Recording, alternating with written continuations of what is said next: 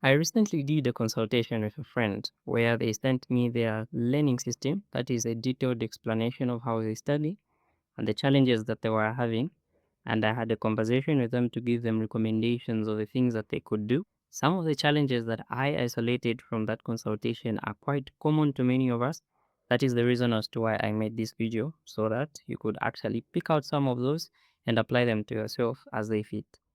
Hello everyone, welcome back to my YouTube channel. Now if you're new here, hi, my name is Simon. I'm a final year medical student at the University of Zambia. And on this channel, my goal is really just to make you optimal learners so that you can be able to provide value by skill acquisition and knowledge acquisition in a way that saves your time and energy. Now just to give you a summary of her learning system, the things that you have to keep in mind, this is the person who attends classes regularly, and she actually found this to be very helpful. And apart from that, she would study. Of course, she used read, like she would read for most of the time. And then after that, she would do a bit of some revision sessions.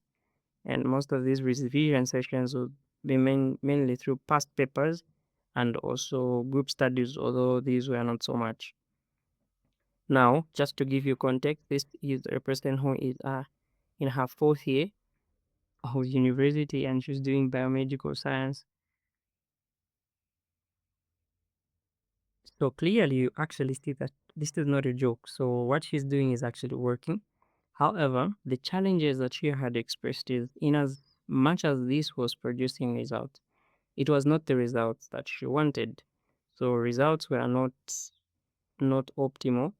And also the other challenge that she had is she found it hard to revise. So very little revision time. The reason as to why she mentioned that she was having a challenge revising is because it was just too much to learn, to the point that you're always learning new things, and she was unable to do the first thing. So already from these things, you could actually see that the fact that there's dissatisfaction with the results means even though these methods are working, she would want it to be better. And the other thing is because the revision time is little, it would directly affect her grades. And this is already a problem that is mentioned, that this is because of the bulkiness of the content. Now, when you just look at this, if you do not think a lot about how learning happens, if you do not think a lot about this learning system, it's very easy to say, well, just study hard or revise more or make time. Like, those are recommendations that usually we make to ourselves, and those recommendations are not so helpful because what they do is they just increase the stress. They will lead to burnout without actually producing the results that are going to be helpful. So what would I advise you if you are in this state where you're attending classes, you're studying, and you're not even having enough time to revise? You're getting results, but they're not the best. You're going through your school and you're passing, but you still think that it could still be better. What could you do? Now, in order to answer that question, I would like you to again take a look at this study system that we have talked about. One thing that we should just get out of the way straight away, which is a good thing that she's doing, is she's already involving herself in learning activities. Now, this may look like it is obvious, but if your results are not well and it is because you are actually not putting in the time, you are actually not studying, you're procrastinating, you are not able to actually be consistent with your study system, then all the recommendations that I may make are actually not going to help you a lot. Because for me, I'm not going to make recommendations that are just going to magically transform you into this person who can just assimilate information in their sleep. You actually have to study. But this person is actually involving herself in learning activities. So that gives us a check, and so we just have to now give the recommendation. Usually, when you're trying to improve from one way of doing things into another, it is very dangerous to be very abrupt and just change everything, where you just bring in this new studying technique which you don't know how it works, and you add in this and you remove everything that you've been doing. That is not so much. Of course, you shouldn't be on the extreme of just holding on to techniques as if they do not work. But the point being is, if we look at all of this, is it that we should actually remove some things, or we should actually maintain them and just make them a bit more effective? I go with the second one because most of the things that she's doing are actually fundamental parts of a learning system. You have to be able to have periods of time when you actually learn information for the first time, and you have to be able to have times when you review your material, you revise using the principles that I'm going to be talking about.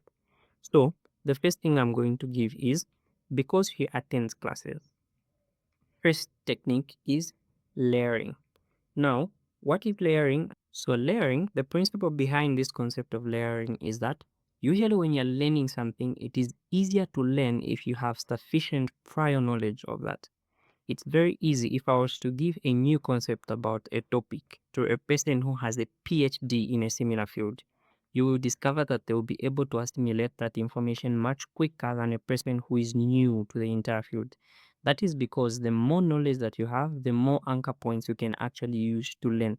So it makes the learning more effective in the sense that you get deeper understanding and also that it becomes faster. So one of the things that she can do is, because she enjoys attending classes, because she's able to benefit from these classes, we are going to improve the amount of information, the amount of knowledge, and the depth to which she comes out of these classes. So that already, before she goes to even review the material to study it, she already is doing well. So the first thing she can do is, using this principle of layering, is just to do a pre-study or priming. So what is this? Basically, this is just 15 minutes, 15 minutes orientation. You are just orienting yourself about the topic. You're looking at the main key text. You're looking at the diagrams. You're understanding the terminology and just asking yourself questions.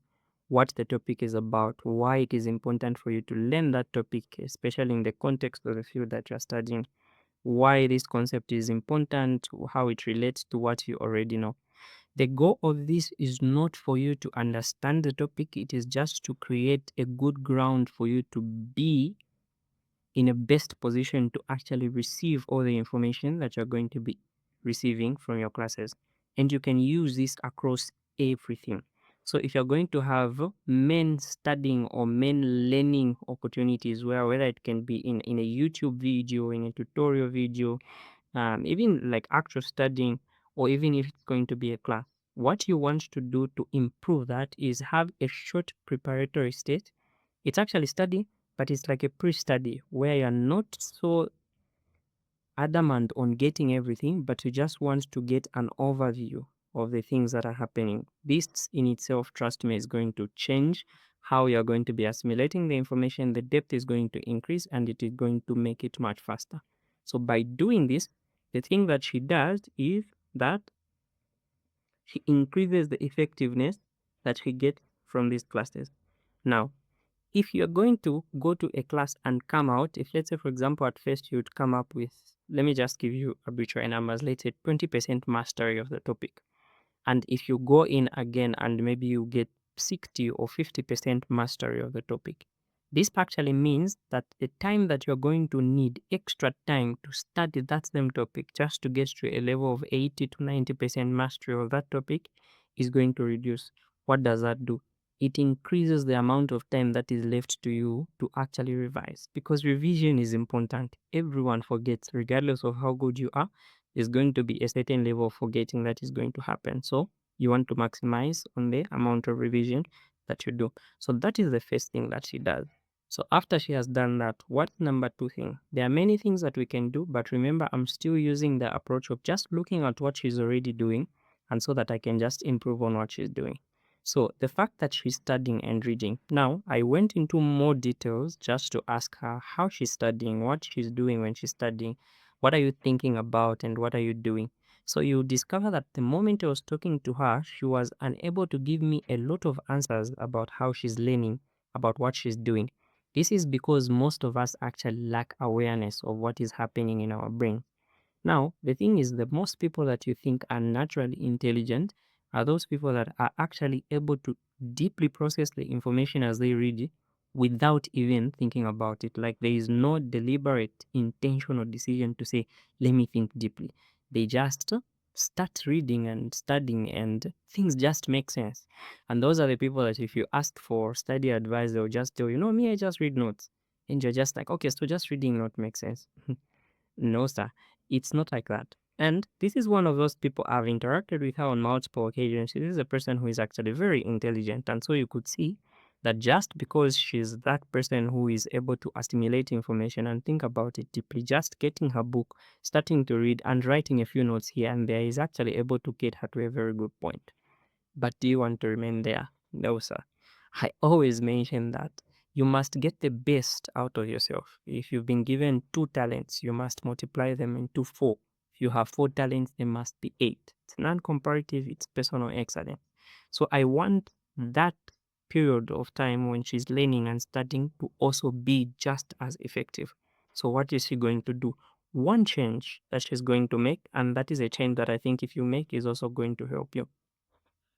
Just be intentional about directing your thoughts. What I mean by being intentional about directing your thoughts, the thought that you have as you are reading or studying determine the quality of information, the quality of knowledge rather, that you're going to get from what you're studying. And the kind of thoughts that you have is directly driven by the kinds of questions that you have. Think of a question as a setter of the thing.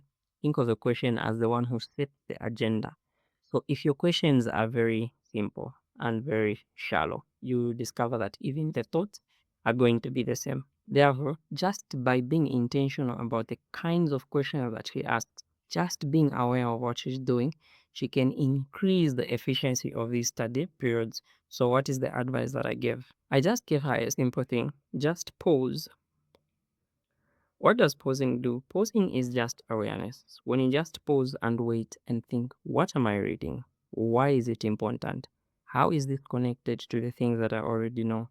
How is concept A connected to concept B? How am I even going to use this? How will this help me in practice? How will this even help me answer questions in the exam? Just by asking those questions and only proceeding to read when you have enough questions in your mind, it is going to direct your thoughts in a certain way. This is going to increase the active engagement that you're going to be having with the material that you have. So just by advising her to just be very intentional about the thoughts that she's having, the questions that she's asking, you will discover that most of the learning time that she has is actually going to be more effective than when it would be if she would just allow things to happen according to time and chance. Now, the last thing which I told her, the last thing which I think was very helpful is I simply asked, how are you doing your revisions? Now, remember, it's good that she's doing her revision, but I want to make sure that her revision sessions, each and every revision session is as effective as it can be. And the thing that she told me, she usually goes through past papers. She sometimes uses study groups, but they've not been that consistent. And she rereads, she rereads her notes and everything. One thing which I just said is make sure in every revision session that you are having 2 principles which are applying. Number 1, active recall. Number 2, interleaved practice. Active recall just means that you first try to actively retrieve the information before you check it out. Now, it doesn't matter how much time that you have to revise. Just try. Even if you fail, the fact that you've tried to retrieve the information and failed, and then you go to check the answers, that hypercorrection effect is actually going to be very, very helpful. So just by actively retrieving information, it increases the efficiency of the revision session. Then interleaved practice is just making sure that you are attacking your information from different points. You are using different methods to do your practice. That is, use past papers, sometimes do a brain dump where you just regurgitate all the information that you know into, like just write it down, or you can even type it out. You can try teaching, or you can try creating your own questions. All these different ways of actually trying to retrieve the information attacks the information. It's the same information, by just trying to use it in different contexts actually increases the amount that you learn. Now, these were a few recommendations which I made to her to go and experiment with them. Now, if you've been watching my videos and if you are actually one of the people who are taking my courses, you will discover that I could actually go into details to give you techniques together with the science backed up for each and every step here. But that wasn't the point of the consultation, and that is not the point of this video. The point of this video is just to give you very few takeaways, very few action points, experiments that you can do that can actually improve your learning. This will not drastically just turn you into a straight A student if you're starting from very, very low. But I can promise you that this is going to set you on a trajectory of improvement, and this is going to improve your results. Now, if you love this and you'd like to be one of the people that actually involve me into giving them this kind of consultation, where I give you tailor-made advice, or whether I give you recommendations that you can make into your own learning system, I do this on a paid basis. However, I'm also going to be doing it on some free basis, at least maybe once a month. Therefore, if you can just go to the description box, you'll find my email, and you can email me your learning system. What I mean by learning system is just describe how you study. Okay, I attend classes, this is what I do. I study, this is what I do. And then you can also tell me your challenges. And whenever possible, I will get in touch with you, contact you, and we can schedule a consultation with you, and maybe I could make a video about our consultation just like this one. Alright guys, that's it for today. If you found this helpful, remember to subscribe, share this video with a couple of friends. See you next time.